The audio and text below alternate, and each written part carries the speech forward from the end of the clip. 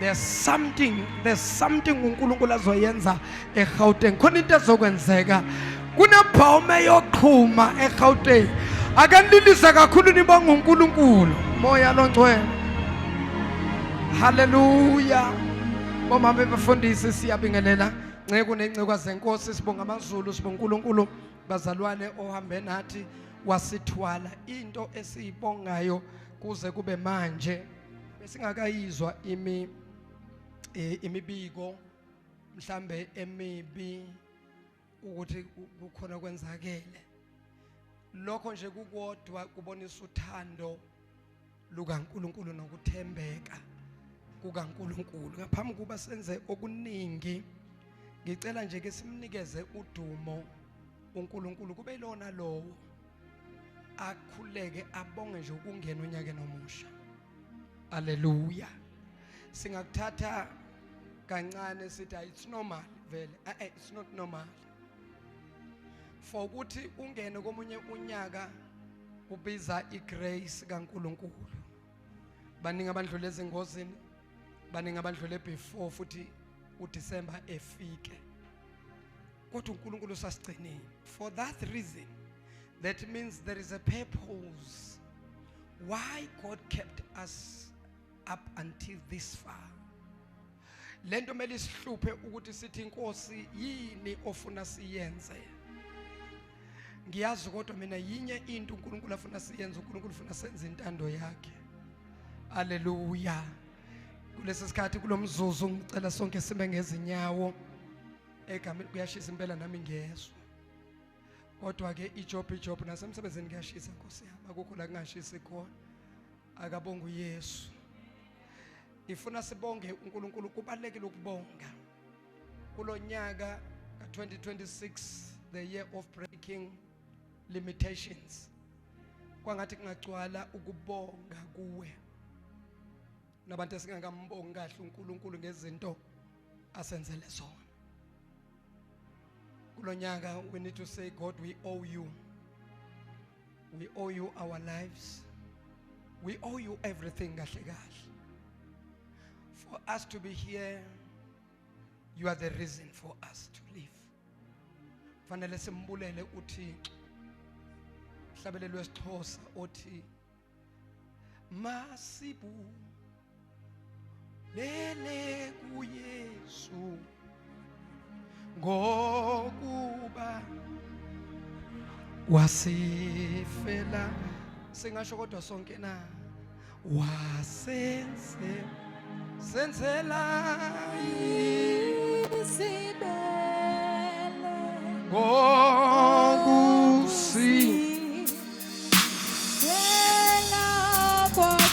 masibule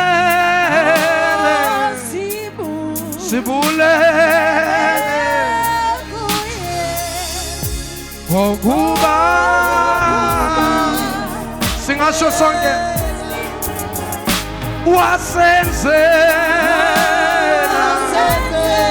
senzela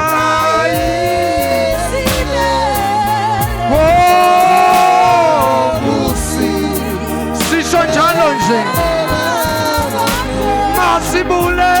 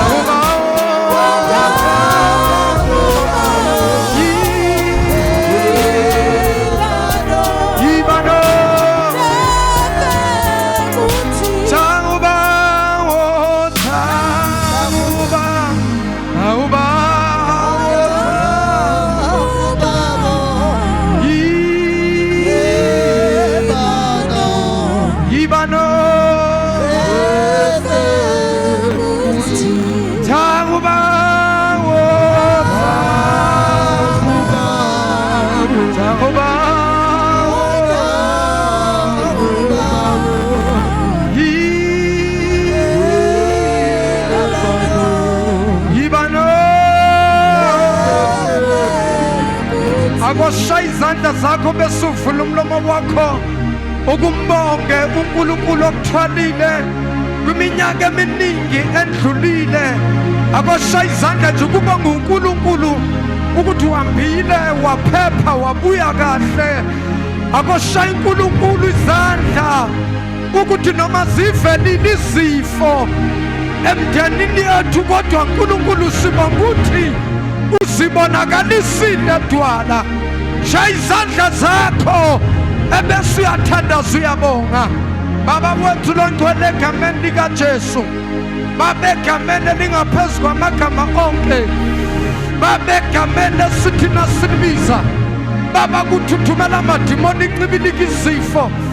Iyabola uNkulunkulu imithi yabathakathi, ziyaqashuka uNkulunkulu izibopho. Bayade uNkulunkulu, bayade Dwala, bayade mdala wezinsuku.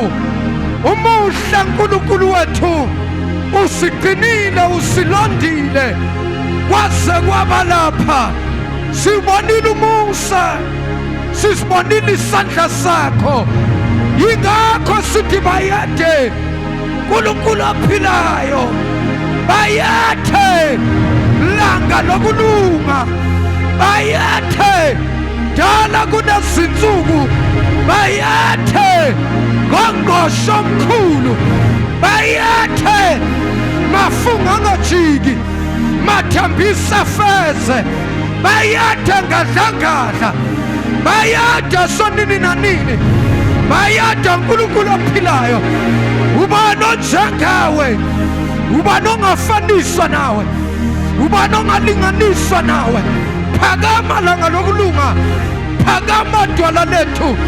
Sikubonile uhlula abathakathi, sikubonile uhlula abaloni, sikubonile uhlula izimfamona. Ngegama likaJesu, ngegama likaJesu waseNazaretha, mlilo odlayo, mlilo oqathulayo, nali ibandla lakho, nali ifa lakho, naba bahlanjiwe, naba bathangwe ngegazi.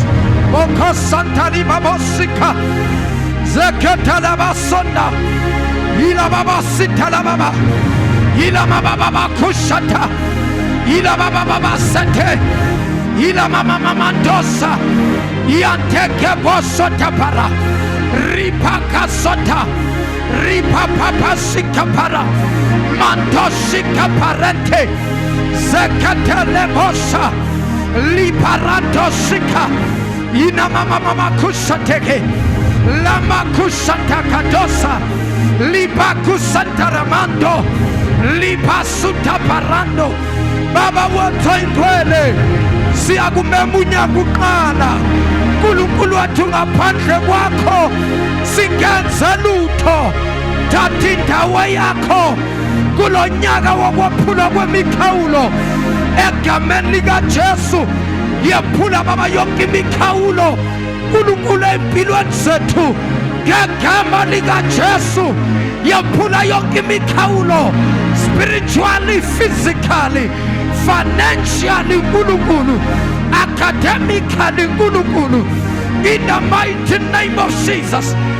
Elamakosanda mamaya tanabosa ketelemosa rikaparukapa. Baba siyabonga uNkulunkulu wathu, thatha indawo yakho. Siyathoba uNkulunkulu, siyehla uNkulunkulu, sithi makuphakame wena ngegama lenkosi yethu Yesu. Siyazithoba uNkulunkulu namandla, sithi uzuko lonke lungolwakho amandla inkazimulo ubukhosi bonke bukufanele. Ake simqhobele kakhulu uThixo wethu isandla esikhulu. Come on, come on, come on, church, everybody, come on, let's give Jesus a big shout of praise. Let us worship him, let us praise him. He's worthy to be praised. There is no other God besides him. He's the first and the last. He's the great I am. He's the mighty warrior. He's the bread of life. He's the living waters. Father, we bless you. Father, we honor you. Have your way even today. Move and saturate upon this place by your power, by your anointing. Break every limitation in the mighty name of Jesus. Break every limitation upon our lives in the mighty name of Jesus. We declare and we decree in the mighty name of Jesus, no weapon formed against us shall be able to prosper. Rise up, Jehovah. Rise up, mighty one of Israel. May all your enemies be scattered in Jesus' mighty name. Shaya isandla sakho kakhulu. Shaya uNkulunkulu wathi umsindo ngegama likaJesu. Ngicela ukuzwa umsindo omkhulu. Oh, hallelujah. For the last time asimshaya izandla. Shaya isandla kakhulu. Oh, glory to Jesus.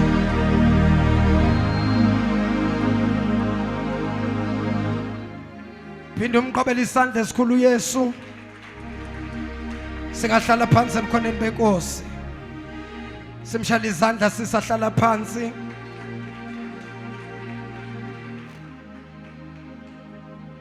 Hallelujah.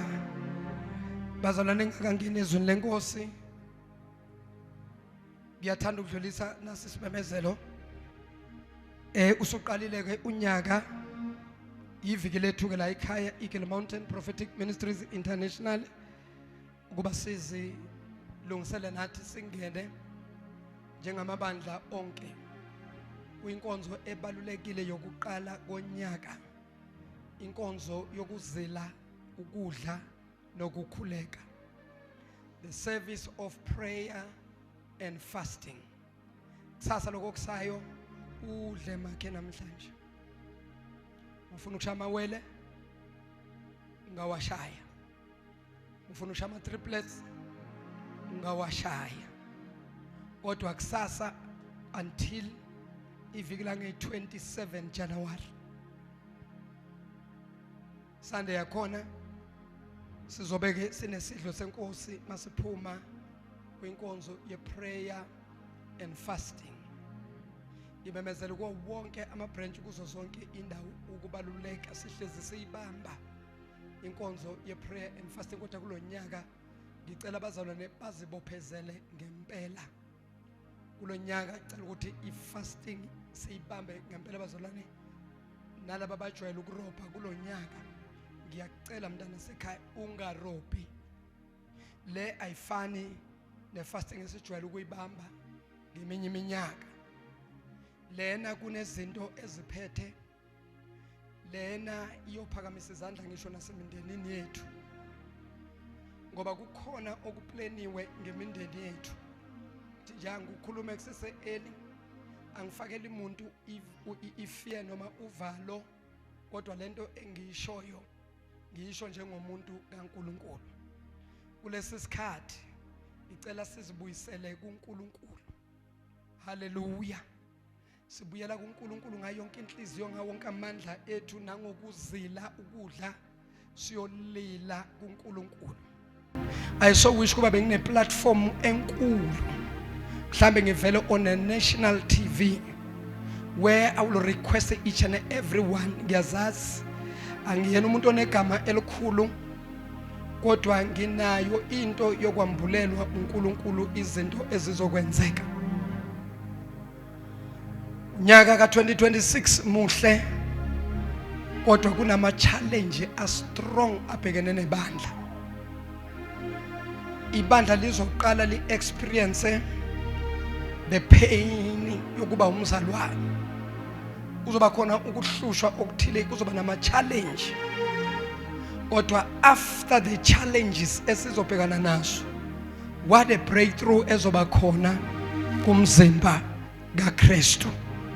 Bazalwane bonke, abefundisi bonke kuzo zonke indawo, masingakhuleka kahle singabazalwane simcele simnxuse uNkulunkulu. Kukhona into ezonyakazisa ibandla, kodwa edinga umkhuleko. Uma sikhuleke kahle kuyokwenzeka ukugcwalisa iprofeto zeingceku zikaNkulunkulu, kodwa ngeke kube ne-impact. Kodwa uma singakhulekanga kulonyaka ka-2026 sizoba nenkinga silebandla singabazalwane.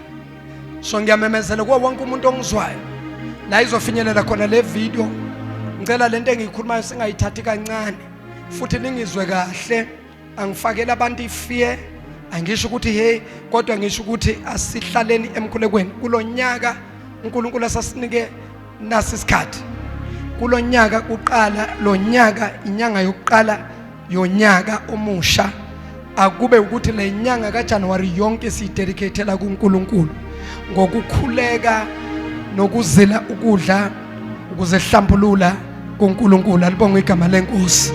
So ngiyacela wonke umuntu okhona, noma ngabe ukephi la ukhona, mawuthola le video, noma ngabe wena bongakaqali, ngicela ukuthi uqale bese uyaqala nje ukuthi hey, yazi ubabashabelani makhuluma kanje, bese uyangena ngamandla. Futhi amakhulu onyaka soyibamba ke bazalwane, day and night asizukubreaka ngaphandle kwabantu abathatha medication. Lolo hlobo labantu ke bona ke bangabreaka, either babreaka ntambama noma babreaka after u12. Kodwa thina sonke uNkulunkulu asiphe ukuphila. You are not sick, you don't have any sickness in your body, you are well, you are fine. This year unyaka wakho wokuthi njengoba uNkulunkulu athe unyaka 2026 unyaka wokwaphula yonke imikhawulo, is the year of breaking limitations. Limitations will never be broken until we pray and fast and ask from God, would God intervene in our situation. Sizoba excited. Is the year of breaking limitation. Uphela unyaka ama limitations angaka breaking. Now this is an opportunity for us. Ngoba we want ama fasting vele ayakushaya. Mntana sekhaya bongihlulwe le ifasting yango January. Ngiyabona mina kuyoba nzima kuwe ukuthi uzile ukudla ngokweqiniso. So sisahlangene siyibandla. Into engikhulekelayo naseThekwini ngibatshelele ngikhulekela iunity. Kule fasting asibambisaneni, bathi badubula abaseSoweto, bathi badubula abaseThekwini, bathi badubula abaseMthatha, bathi badubula abaseLimpopo, bathi badubula abaseCape Town, bathi kube nje kunobudududu nje obukhona bokuthi ibandla ngalesikhathi liyakhuleka. Uma sikhuleke kahle sayithola ibreakthrough kumkhuleko wethu, niyobuye ningibambe ngesandla ukuthi babashabalala ayichasi kubonile. Namanje abaningi bayavuma, abanye abakavuma. I'm not here to prove ukuthi I'm a man of God. I don't need to prove myself ukuthi I'm a man of God, because ngiyakwazi lokho. There's no need for me to prove. Ngoba mange ngakhuluma uNkulunkulu uyenza. Ngicela simshayile isandla kakhulu. Ngicela ukubona izandla zabantu abaqala ukufika phakathi kwethu abathi it's my first time ukufika la kule bandla kulonyaka. Ngicela uphamise isandla sakho sifuna nje ukuwelcome, sikunikeze uthando, sikunikeze ungesabi, ngeke sikubize sithi waza phambili. Phakamisani bantwana, phakamisani. God bless you mama. Awu usembaba, God bless you. God bless you my sister lapha emumva. God bless you. Yes. Nabantwana abancane nabo bakho. Nakho ake nishaya uNkulunkulu ihlombe elikhulu egameni lenkosi. Awu ma Weinberg. Praise the name of Jesus. Siyosebenza ke kanzima ke bazalwane kulonyaka siyavula ke napha. Iyahlehla ke manje indawo iyale ukuze ikwazi ukuthi accommodate sonke ngephasika. Angazi noma kezwakala. Ngizwakele bazalwane. Ngiyacela simshayile isandla ke uNkulunkulu. Nababuye emakhaya siyabonga bazalwane nokho amakilo ambalwa nokho nona niwatholile impela. See some of you you've picked up some few kilos. You need to work very hard. Kulo January. So I'm giving you a system. Yabona bafundisi, you have picked up some kilos, including myself bazalwane, because this time ngiyabona namahibu. Kodwa ke give me 2 weeks. Give me just 2 weeks. Give me 2 weeks uzobona ukuthi nangokwe ubabashabalala esimaziyo. Hayi ubabashabalala nomkhaba nami ngiyimangalela nguthatha apho umkhaba. Lento yokushumayela ngathi inkinga le ngihleka uKK nobhuti mzamo manje ngiyabona ngathi ngami ngisengifuna ukujoina le team. Baba, I refuse to join this team in Jesus mighty name. Cela nishaya uNkulunkulu izandla kakhulu. Amen. Sibongela kakhulu bazalwane kubo bonke abaphumelela ukuza kwinkonzo ye crossover. uNkulunkulu anibusise bangcwele sibe ne crossover enamandla ngendlela emangalisayo. So now njengoba silapha sonke ngicelileke ukuthi ama student ngizocela abantwana ukuthi nami ngabe nabothisha bakhona ngizobacela nje kulesi sikhathi beze ngaphambili egameni lenkosi uJesu. Ethekwini ukukhona nje ukungidistebile kancane ngabona ukuthi yazi amadimoni angijwayela kabi unyaka nje usaqala ngavele ngawathintitha nje ngawakhipha esikhwameni kulonyaka ngidlana nabathakathi angidlana namadimoni. Lokho nje fanele bakwazi egameni lenkosi. So ama student nabothisha ngibakhulekele seyiphuma inkonzo esesilokhuza. So ngiyacela ke la igoli makhona onke ama student bonke abantwana abafundayo abaye ezikolweni nabothisha mabakhona phuthumani bazalwane nize ngaphambili. Glory to Jesus. Izani ngaphambili bangcwele bashaleni izandla abantwana basese. If you are studying, you are attending school, where to say high school, where to say university, where to say college, now college, come. Apostol. So yafunda. So yafunda apostol. Oh. Hey madodana. Thina kusho ukuthi singene sesibadadladlana ezikolwe. Mangabe le gang iyafunda le hayi mangabe iyafunda le gang. Ozani bantu awunkosi yamlihle kusasa le Eagle Mountain. Beshaleni izandla abantwana. Nothisha ngicela bajoin. Othisha ngicela bajoin ngegama lenkosi uJesu. Sondelani kancane. Bese niphakamisa izandla. Ibandla ngicela sikuthathe serious nomkhuleko abantwana bethu laba sibhadala ischool fees ezikoleni. So ngicela nje ukuthi sikuhloniphe lokho ukuze ingane yakho iphumelele. You need to honor uNkulunkulu ngalomkhuleko ngokuthi uphaka bathole kanzima othisha ezikolweni. Hallelujah. So ngiyacela kulesikhathi nje sonke asiphakameni ngezinyawo zethu egameni lenkosi siphakamisa izandla sistretche phezulu kwabantwana. Ngizobe sengiyakhuleka egameni phakamisani izandla abantwana. Phakamisani izandla ibandla nalo listretch izandla towards abantwana. Baba wethu ongcwele uNkulunkulu onamandla wonke.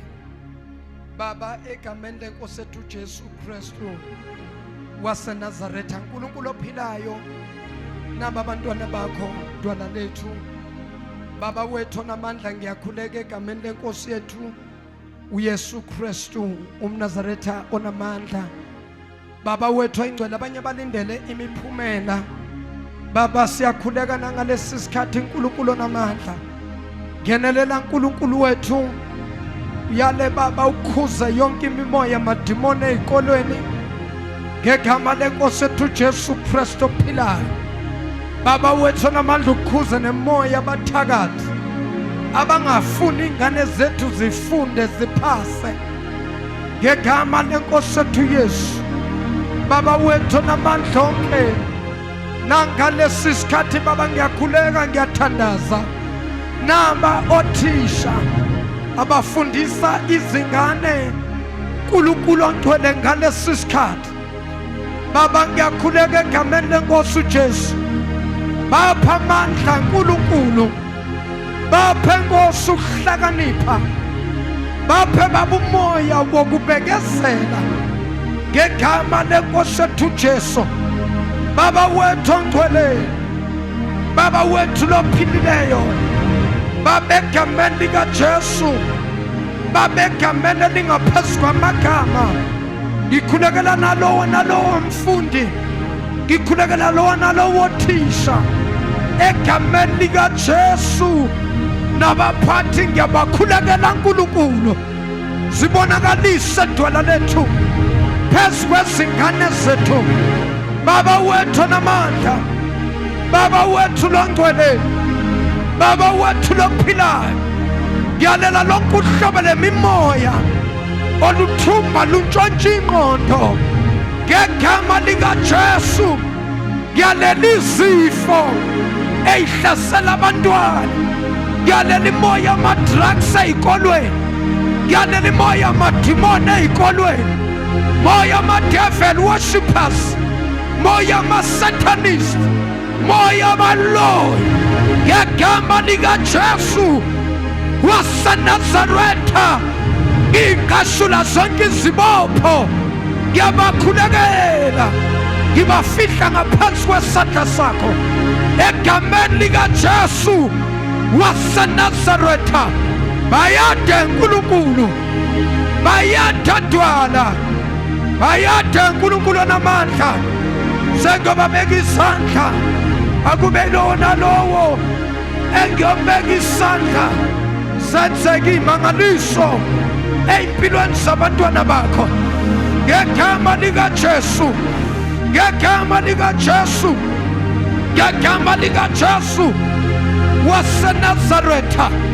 Bayade uNkulunkulu, bayade dwala, bayade mdala wezinsuku, bathinte uNkulunkulu, bathinte dwala ngegama likaYesu waseNazaretha. Moya loyingcwele, moya kaBaba, moya weqiniso, bafihle uNkulunkulu ngegama likaJesu, ngegama elinamandla. Fire in the mighty name of Jesus, ngegama likaJesu waseNazaretha. Labakushatali babosate, inamama babosaya, inamama koseketelebo, ikapapa shikapara, sayani zandla nibonkulunkulu. Hallelujah. Oh hallelujah. Basaleni izandla kakhulu abantwana nothisha. Singahlala phansi ebukhoneni benkosi yethu Jesu. Siyambonga kakhulu bangcwele uNkulunkulu, umusa wakhe ongaka. Ngiyacela ukuthi kusasa, it's Monday, iyaqala ke inkonzo yethu. Kusasa ngicela sibuye sonke ngobuningi bethu njengoba sikhona namhlanje. Ibalekile kakhulu le teaching engizoyenza, izokwazi ukuthi ikusize kuma fastings owabambayo kodwa ungayitholi impendulo. Kahle kahle fasting was designed ukuthi imikhuleko esiyenzayo engaphenduleki uma sikhuleka normally, uma kungenzeki bese kuyenzeka. Alibonga igama lenkosi. Nikhona abangcwele? Nikhona abazalwane? So kusasa ke ngizobe ngifundisa ngokubaluleka kokuzila ukudla nokuthi kahle kahle uNkulunkulu mawubamba ama fasting uzuphume kuyi fasting uNkulunkulu angakhulumile uzuyiqeda ifasting kungenzeki lutho kuphela izinyanga kusuke kwenze njani because number 1 fasting is one of the weapon esithi uma ngabe sesehlulekile thina ngemikhuleko yethu we fasting once sangena kwi fasting ifasting iyamenza uNkulunkulu ukuthi asizwe ngizoyifundisa ngiye deep nayo kusasa into yokuzila ukudla so ngicela kusasa 1 hour 30 minutes from 6 o'clock until 7:30 so sibamba isikhathi cela baphume emsebenzini ba drive beze straight egameni kaJesu kodwa wonke umuntu ngicela ukuthi afike izokunceda into njengoba umuntu ohamba wabamba ama fasting kodwa ungaphenduleki uzozibonela kuze kusho mina will be teaching about the prayer and fasting uNkulunkulu ayizwayo nayiphendulayo ukuthi umkhuleko onjani uNkulunkulu awukwazi futhi ngiyala bazalwane akukhonakali ukuthi mawusohlulekile wazila ukudla noma sozila ukudla still nalapho futhi kungenzeki ngeke once wa fasta wazila ukudla na kanjani izulu kumele kube khona into eliyenzayo akwenzeki umzalwana angene izinsuku kwi prayer and fasting kodwa angawatholi ama results yini indaba kwenziwa yini uNkulunkulu sithi sizile ukudla singakuphenduleki impendulo uzoyithola kusasa wena nje kusasa iza ungadlile uyagcina nje ukudla namhlanje kusene na uvuka uhamba emsebenzini ungakavuli uyahlala ekhaya uyathandaza uyakhuleka sasa ntambama mayithi nje 6 o'clock please ngicela sesibambe isikhathi ibalekile le teaching engizoyenza kusasa ngila Tuesday ngiseThekwini Wednesday ngiseCinci Thursday ngiku live on Friday ngizobe ngisemhlathuze lapha oThungulu Hall lapho sobe sibambele khona next week ngizobe ngisemthatha so le teaching ngifuna ukuyenza kuphenduleka abantwana bakaNkulunkulu bese njengoba sisemkhulekweni babhale abantu izinto abafisa uNkulunkulu ukuthi abenzele zona ubhale ilist yakho uyipaste somewhere every time when you pray you look at your list you pray mina kimi uzoyileta sengizoyikhulekela ngeSunday yokugcina la ngizobe ngithatha khona onke ama prayer request mina ngiqhubeke ngikhuleke ngizobe ngiwakhulekela zonke izinto ozibhalile lastly iSunday siyophuma ngayo kwi fasting sizobreaka ngesidlo senkosi Holy Communion sibe nenkonzo namandla last year esivale ngayo Holy Communion ngicela njalo uNkulunkulu izandla amen kulonyaka makhe senza kwenzeke kulonyaka senza njani senza hayi bazalwane kulonyaka senza kwenzeke this is a season ebandla lika Kristu this is the beginning of change ngizokhuluma kulezi nyanga ezinzayo kodwa namhlanje ngiyacela ngengethule imessage uNkulunkulu angiphe yona message athi uNkulunkulu kulonyaka yonke imikhawulo wonke ama limitations uthi uNkulunkulu udila nawo uyawa break hallelujah limitation yini what is limitation limitation is something that blocks you or that prevents you ukuthi ungakwazi ukufinyelela to the next level or to the other side as we journey noNkulunkulu sakhetha inkosi sayekela ezinye izinto sathi all esikudingayo kuyovela kuNkulunkulu esisihamba noNkulunkulu kule ndlela yethu yokukholwa siwabonile amandla kaNkulunkulu asebenza samangala nathi ukuthi hawu uNkulunkulu uyakwazi ukwenza into enje saqhubeka samkholwa uNkulunkulu salikholwa izwi kodwa sihambile kwabakhona imikhawulo evalekayo empilweni zethu sangabe sakwazi ukuthi sifinyelele kwezinye izinto abanye bethu njengamanje we are experiencing a stagnation ebhlungu kabi empilweni abanye we are experiencing a rejection ebhlungu kabi even your own family has rejected you but kulama limitations uNkulunkulu njengoba athi kithi I am going to break every limitation. I don't know what is your limitation. I don't know ukuthi yini le enibambayo ekhaya nithi niyahamba nithi nisazwa nisayizwela ubumnandi bokuhamba noNkulunkulu hawugujigijise kuba khona lento estopha. I don't know what limitation is your family experiencing. Some they are experiencing limitation of finances. Some they are experiencing limitation yokuthi akuna muntu, akuna ntombazane eshadayo, akuna bhuti, akuna mfana shata akushado akuleleka. Abanye they are experiencing limitation when it comes to imisebenzi, when it comes to businesses. Abanye ever since ba register ama companies abo kuze kube manje ama companies abo soloku aragaza thola umsebenzi. We are apply umntana sekhaya. Abanye they are experiencing limitation in education. Kune curse nje kule family, kunomoya nje ukuthi akekho ofika ku grade 12 kule family. Kuna curse nje ethi akekho oya e-college kule family. So now at Magathi uNkulunkulu, I am going to break every limitation, even the limitation that you are experiencing kwi family yako is gonna be broken, because when God says a thing, God knew what he's talking about. When God says I will break limitation, bazalwane kuzobanjalo. Uthi uNkulunkulu, let every man be a liar, but I cannot lie because I am God. In other words, every promise kaNkulunkulu is a yes and it's an amen. The church needs to go back in their faith where the church used to believe, where the church used to have faith in God, and the church used to have faith in the servants of God, in the prophets of God. Bebenzatshela abantu eThekwini ukuthi sihlushwa inayi into abazalwana abaningi, since there's so much information on the internet. Now into ehlupha abazalwane bahlushwa into yokuthi access information ku internet. Now having information on the internet doesn't qualify you to be a pastor.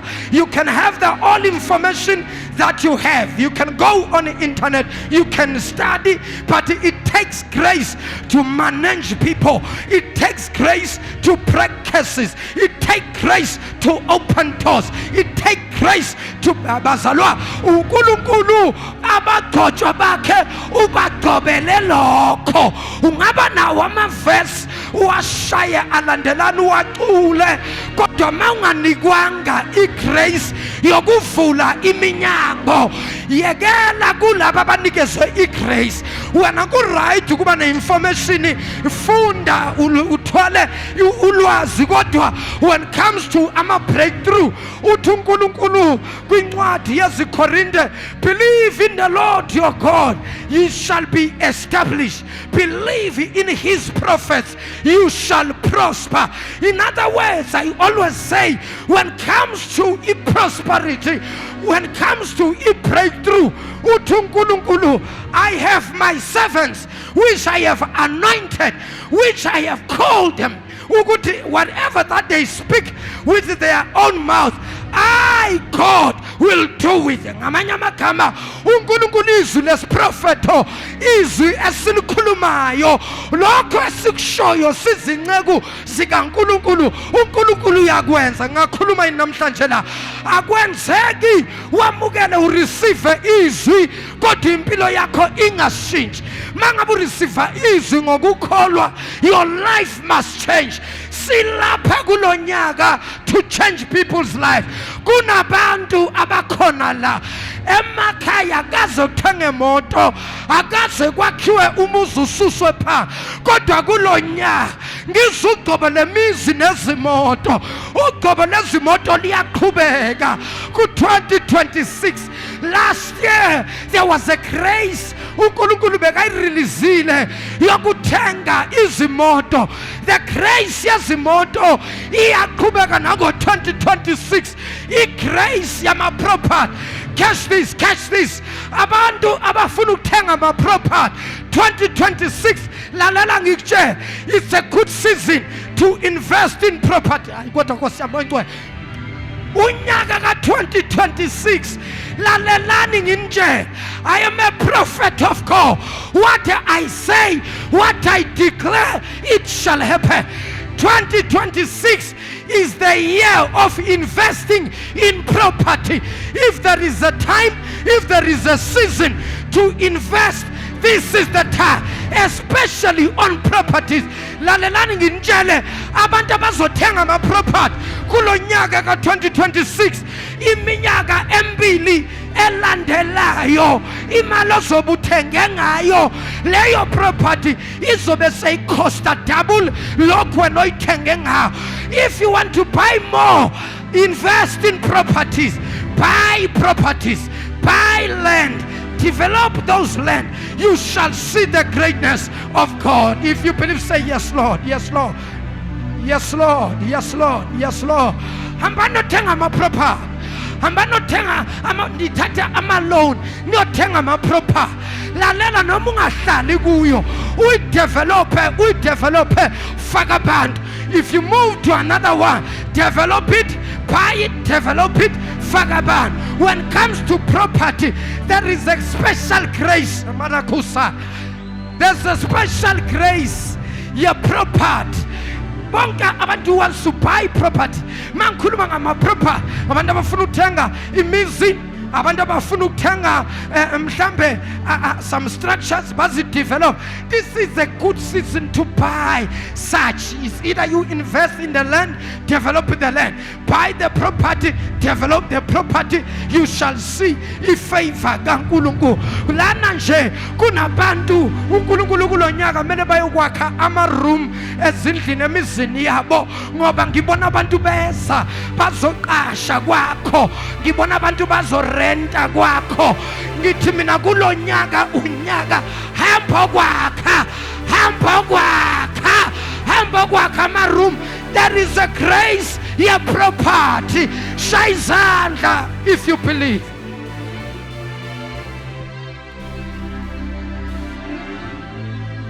Nizongibamba ngesandla. Nizongibonga. Abazoba nemali nabazohamba bayofuna ama loan. Hamba nofuna ama loan. Buy property, invest in property. I'm telling you, there's a grace, your property. I'm telling you, there's a grace, your property. Kodwa Nkosi yami oyingcwele. Ngabe lento asiyikhiphe emoyeni mthimkhulu. Izwe nje abazalwane balana kuphela. Kodwa ngoba singabantwana bakaNkulunkulu, I'm one mfundisi onganayo ijealous. If you are a Christian, go and invest in property. Go and invest. Hlanganyelani property mangabe imali yakho ayanele, go and ask for a loan. Hlanganyela nabantu nithengele property. Invest in property. Go and build some houses. Go and build some rooms. Go and buy some houses and develop them. Faka abantu lapho iqhubeke yenze imali wena pheleni kwenyanga imali yangena. And move from kuleyo property oyithengele to another one. The more imali ngena, buy the second one. Start with one property. Start with one. Start with 3 rooms. Start with 2 rooms, start with a room. You shall see a grace uNkulunkulu ayibeke kuyi proper. If you hear me say yes, Lord. Mangabe uyangizwa thana yebo Nkosi. Lalelani bazalwane sengathandaza. Ngifuna sibuke izwi likaNkulunkulu. Now last year lapha ku November, if I'm not mistaken, beginning of November, end of October, I was praying. Uma ngisuka la bengikhuleka khona ngidriver. Uma ngidriver. Now uNkulunkulu ke isikhathi bangidriver angwazi umoya wami ukuthi uba njani. Umoya wami uma ngabe ngidriver sila ngizolalela gospel music, lalele other servants kaNkulunkulu, ngiyahluleka ukuzilalela. Khona insuku nje ngathi ake ngizilalele yazi ukuthi ngikhuluma ngithini nami ebantu ngingeke emoyeni ngiyilalele nje. Okunye ngiyapick up ukuthi hayi la ngizikhumbuli ngisho into eso, but kibe kuyimina oyishoyo.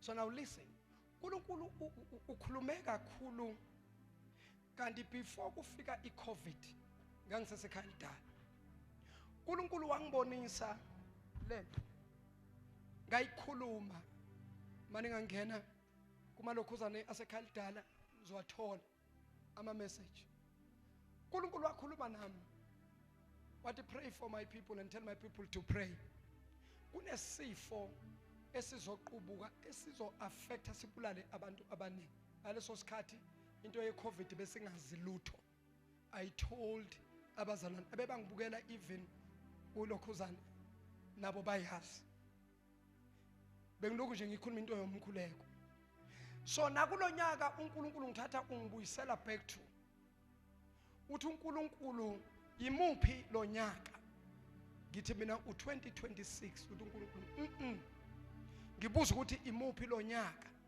hayi ngiqale manje ngizibuza ukuthi why ngizama ukuthola ukuthi uthi uNkulunkulu umuphi lo nyaka hayi bo singenile mase ku2026 towards the end of 2025 uthi uNkulunkulu usuphelile unyaka imuphi lo nyaka hayi ngiyibona ukuthi lento ngathi serious I started to be quiet and to be silent. I switched off the music. Started to listen. Kahle. Ngoba ngathi uyathula uNkulunkulu.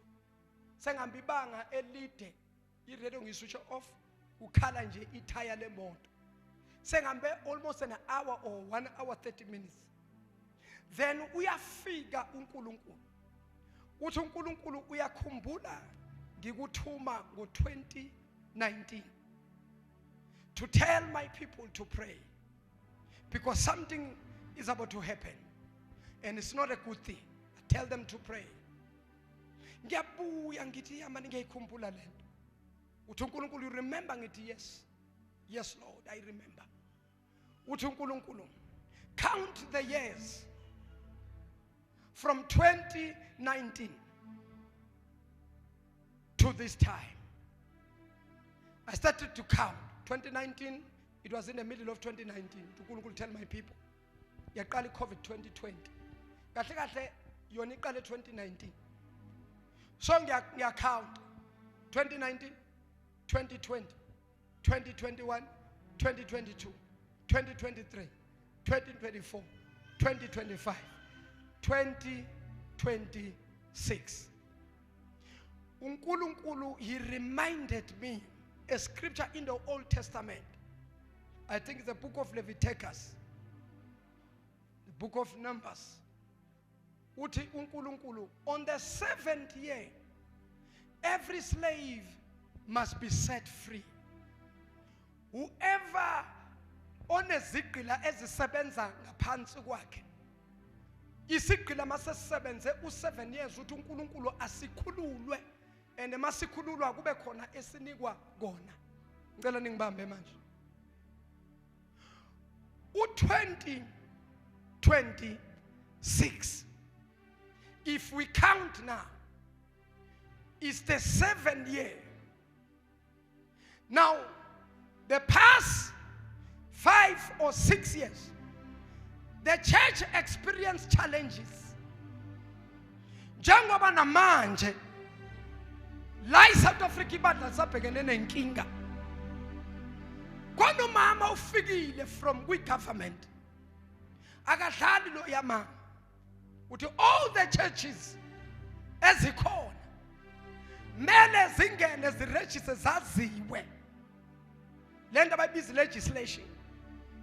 Kusho ukuthi the church must be under government, of which is so impossible for the church to be under government. Because in many decades, many years, the church has never been under the government. The church is the body of Christ. Izimele yona ayikho ngaphansi kombuso othile. Why kuthiwa manje ibandla fanele bengaphansi kwegovernment? Abantu abaningi abazi ukuthi they are paving a way for the antichrist. As you see talks and every rumors of war, as you listen to what America is saying, as you listen to what Iran is saying, as you listen to what Russia is saying, as you listen to what China is saying, war is the third war. The third world war is just around the corner. So now what is happening spiritually? God now is transforming a church. A church has been serving God without any glory, without any halalelo. Libandla litsamaile halalelo ya Modimo sa bonahal. Selemong sena Modimo o kgutlisa halalelo le matla a hae. Why? Because as you see the nations pointing each other, a war can start any time from now. South Africa, you need to pray. South Africa, you need to fast. South Africa, you need to pray and call upon the Almighty living God. South Africa, I'm calling you and I'm challenging you. This is a time of prayer. South Africa, in the world or in Africa, you are going to be affected too much. Why? Because you have many nations in your country, so you are going to be affected. We need people that will stand in the gap and say, no matter how powerful is America, but it's not powerful more than our God. Our God is powerful. No matter how many soldiers, how many army they have, but we have a big army in heaven. Listen, church, as they are doing this, they are paving a way for the Antichrist. Njengoba ubona kwenzeka nje kulungiselwa umphiki Kristu indlela, isikhathi siya approach manje. Kale kwaba nama IT green books are faded away. Now kunama smart card, they're going to fade them away. Sasiya ku chip man. The chip is either is going to be in your forehead, it's either is going to be in your hand. But it's a good chip man. When you pay as dollar, uzobuluni santa kuti tut. No manje, a chip is a machine. You can pay using your watch. Lapha kubo pick and pay ulisi watch lako ihambe ima. From the watch chip, it's going now to the chip ezofagwa kuwe. And siyakuska la kona elitika ipipe kuyoba nenda. Now litika abangatatanga the mark of the beast, they won't be able to buy, they won't be able to sell. In other words, they won't eat. Why bangasukudla? Now mawungabhekisisa njengamanje nayi impi ifuna ukususwa i-oil. Now kukhona abantu abafuna ukuthatha u-oil ngenka. Amanye amazwe ashawa ngama-sanction. Lento yama-sanction yinto ezokwenza ukuthi kugcina kunendlala ezwe. Up until people they take the mark of the beast. Oh Basalwa, I feel sorry for the church, because the only thing that will make the church to survive is the glory of God. If you want to have the glory, listen, child of God, if you want to have the glory, you will take the mark of the beast and sell the church and sell the servants of God. But if inkazimulo yahlala phezu kwakho, yahlala phezu kwakho, lalela siya esikhathini la khona ombayimbayi abakhandwayo abazukuba namandla phezu kwenu. Bazothi nabadedela ama-missiles avela ashone eceleni angakwazi ukusishaya. Yini indaba lo nkulunkulu asihamba naye? Asingabe savikelwa izikhali zethu, kodwa siyawuvikelwa inkazimulo kaNkulunkulu. Mangabe uyakhola thana, yebo Nkosi, yebo Nkosi.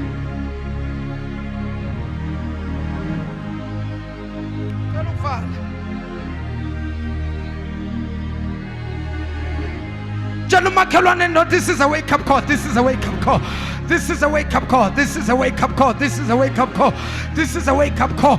Wonke umuntu osindisiwe ngalezi insuku akafuna uNkulunkulu ngayonke inhliziyo, alahle konke okubi, anikele kuNkulunkulu ngakho konke anakho, abesathi uNkulunkulu ngethembe wena, akukho engikuthembile kodwa Nkosi ngethembe wena, angithembanga imali zami, angithembanga ama-investment ami, angithembanga ama-business ami, angithembanga imali zami, kepha uNkulunkulu ngethembe wena, ngoba wena uthi isiliva negolide kungokwakho. Ake nimshayele izandla uThixo.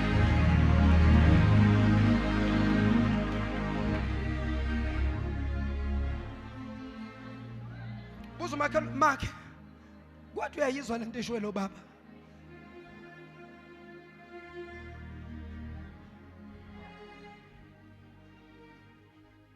Kulezi insuku ngicela abantu bavakashele incwadi yesambulo, vakashela incwadi kaDaniel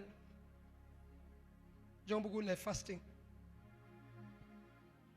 KuneNkulunkulu azokukhuluma besikhathi besikhona, uzothinta incwadi kaDaniel, thinte incwadi yesambulo, ikhulume ngamahashi okukhulunywa ngawo, the red horse, the grey horse, ukuthi yini le, because abantu bayicabangela amahashi vele. Hallelujah. The dragon that is spitting fire, what is that? But those are those symbolical things ezichaza some nations and their kingdoms, and also their presidents and their kings. So izinto zikaNkulunkulu ziba symbolically, kodwa uNkulunkulu yena uyazi. Ungayithathi kancane into kaTrump, ngikutshela ilanga nje kufanele sithi ukuvizitha nje mhlambe incwadi yesambulo, ke sibuke ukuthi sikephi ngesikhathi, kodwa manje ngifuna singene kunawo umlayezo uNkulunkulu asipha wona. Ukhona ongasifundela mavesi nje ambalwa, 1 Samuel chapter number 16, ufunda from verse 1 to verse number 5. Only 5 verses, but kuna something engifuna ukukhuluma ngayo.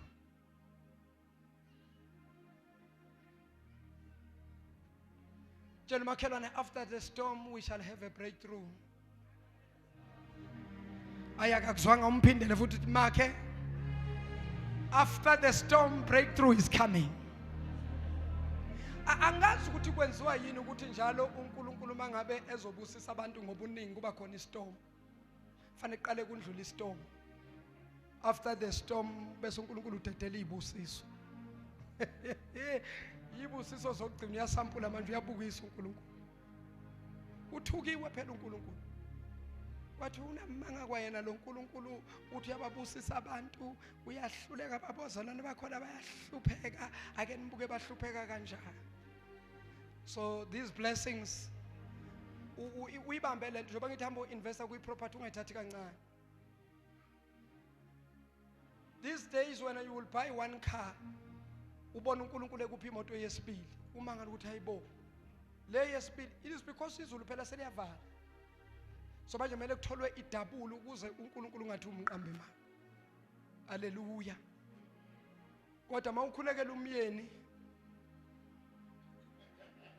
awuzukuthola ababili,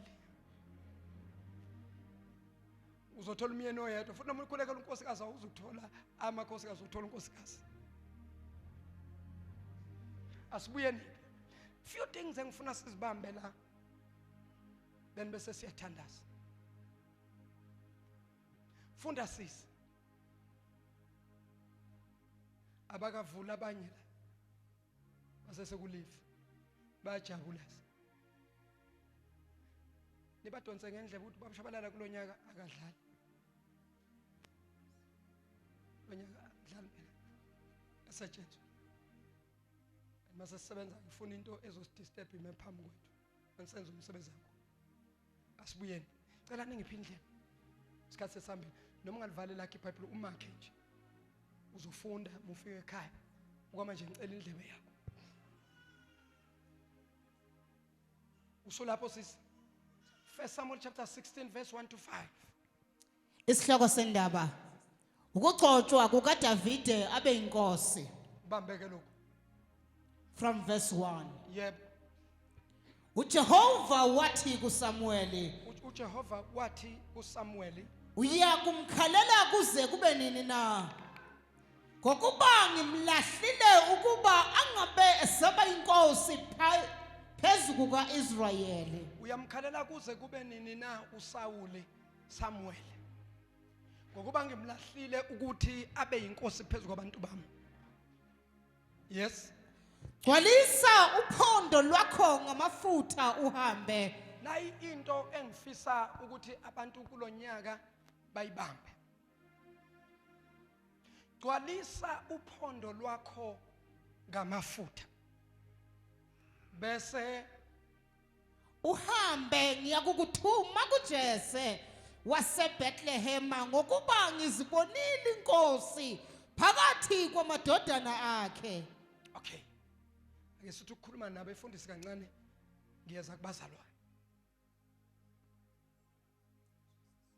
Gcwalisa uphondo lwakho ngamafutha.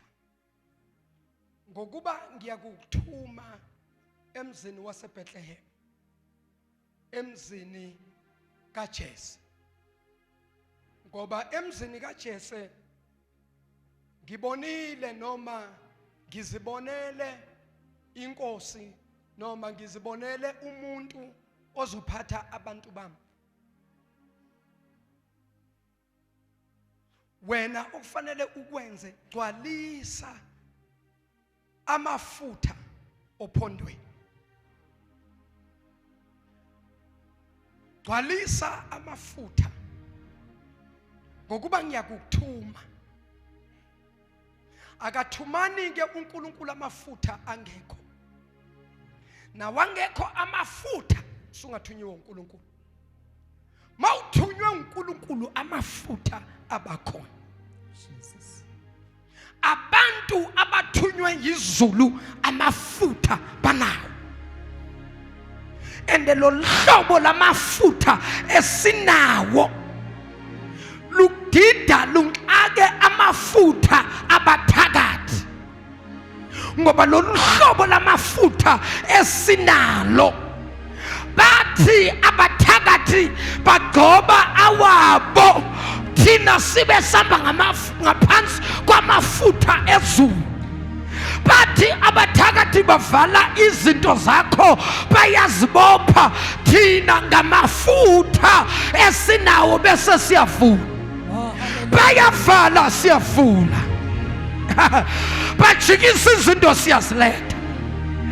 Mabathumela izinto sine ability namandla wokuzireverse ziphindele emuva. We have power because sinamafutha. That is why nasekuphela amafutha uyahlela ubuyele emuva ubashiya abazalwa uyofuna amafutha. Ngoba lolu hambo lendlela ihambeki amafutha angekho. Ngashumela kodwa ekhona na. Lendlela ifuna amafutha. Njengoba namhlanje uSathane ashintshe amafutha kaNkulunkulu wawenza kwaba mafutha aphathekayo kanti kahle kahle amafutha esinawo awabonakala. Kodwa izenzo ezishoyo ukuthi amafutha khona kule ndoda ubona ngokwenzeka kwezinto ukuthi akhona amafutha. Hallelujah.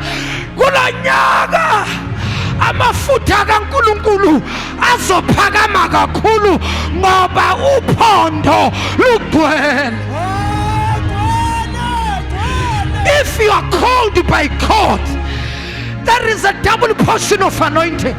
Kubafundisi uNkulunkulu phinda ugcobo ngoba ugcobo luhambe ne-COVID-19. Namhlanje sishumayela kubo ikhapo mukharita pha shenabosa buyisa amafutha uNkulunkulu aphinda amafutha. Ngoba ibandla lamba ngaphandle kwamafutha, inqako zihamba ngaphandle kwamafutha.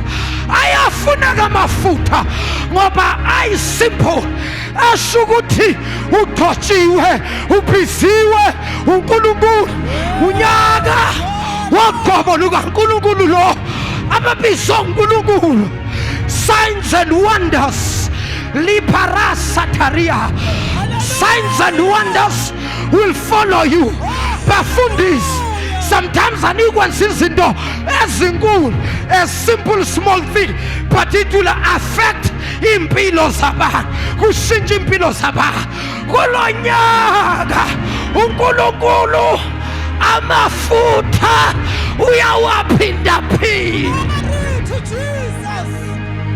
Glory to God. Hallelujah. mafutha aphinda phinda kulonyaka mafutha kulonyaka yaphinda phinda lalela ngintshela prophetical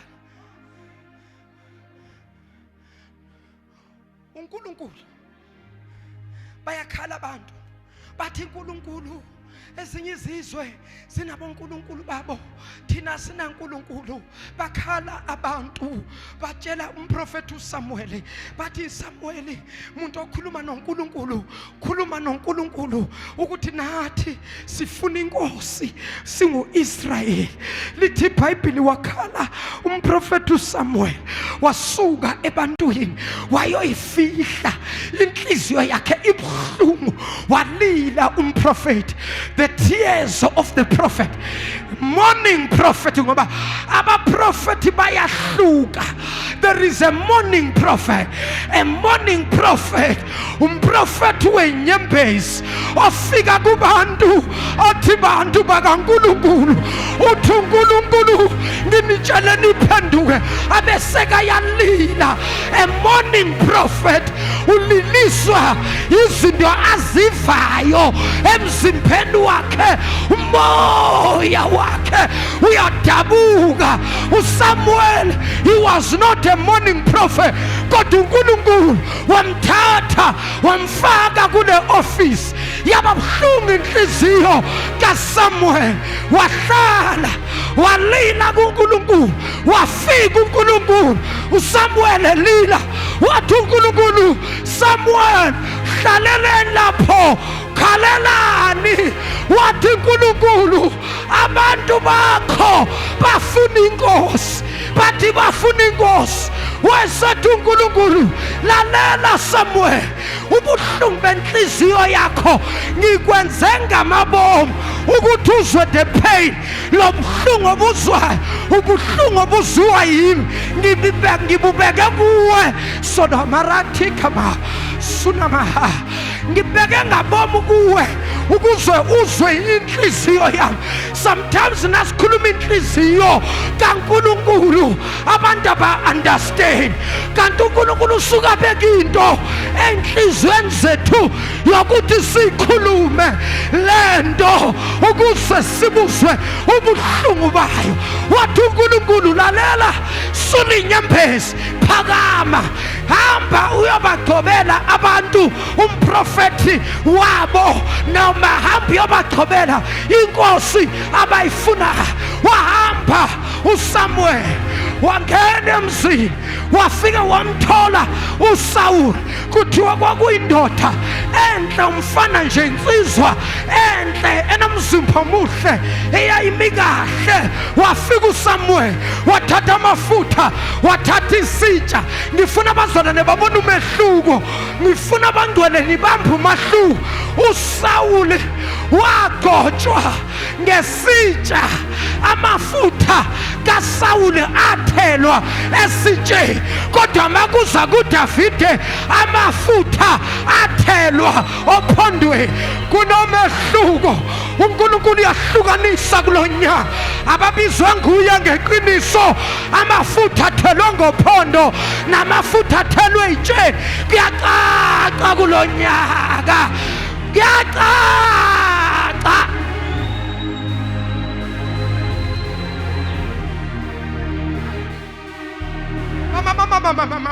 mama phakamisa inhliziyo yami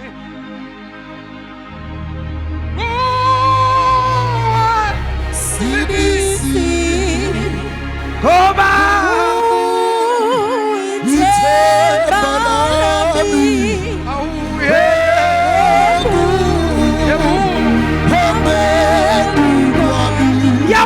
2026 ngiyashumayela abahamba noJehova, abahamba noNkulunkulu, abathemba labo kuJehova bazawubonakala kulama-storms azayo.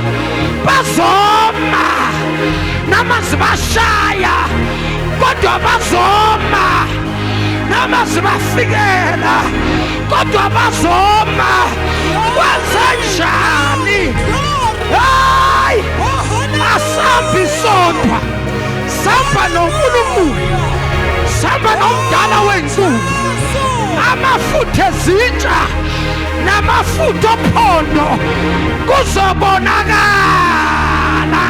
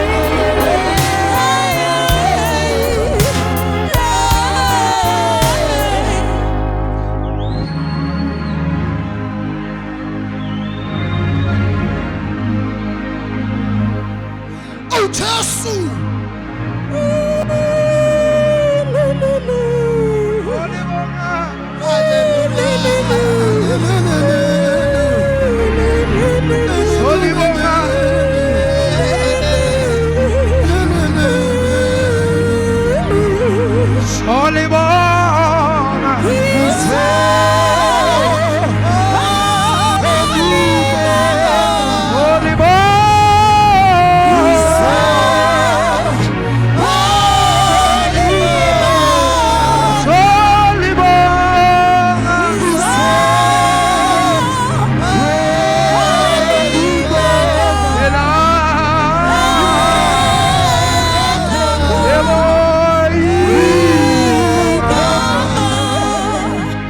Izandla uNkulunkulu